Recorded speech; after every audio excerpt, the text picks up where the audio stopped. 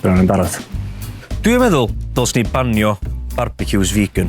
A do, dwi wedi bod mewn barbecue vegan. A do, dwi wedi bita'r bwyd.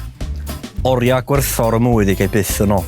I'r barbecue eisi, nath y ffrind ma ofyn I fi, ti'n mynd i watermelon efo chdi? O'n i'n meddwl bod o eisiau gwneud cocktail, so o'n eisiau dod watermelon mwyaf o'n i'n gallu ffeindio. A dweud, o ia, mae watermelons yn substitute da I steak. Sorry, be?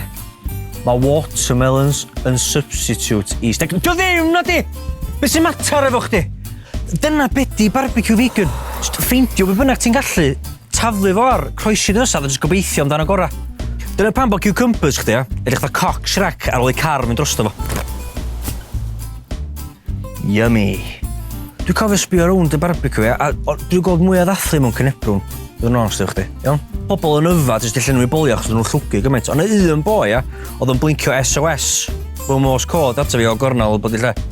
Pan ddech chi'n dod I lle I fi, mae'n ddisgwyliad I fi preparu rhywbeth ar eich cyfar chi. Os dwi ddim, fi di'r pantomime villain ma, neu dwi'n fod yn inconsiderate, ond pan dwi'n rata chi, dwi'n gor'o sortio'n hyn allan. Ai, dwi'n gor'o take away o'r lôn. Felly, am un noson, ond un noson, iawn. Stopio peintio meat is murder ar y walia, a bita burger call, neu di? Achos, os dwi'n clywed chdi mynd o gwmpas, a siarad am cowspiracy, dwi'n di hel chdi gornel, a ti'n dim ymnsio rhwng trwy nos. Laugh? Oh.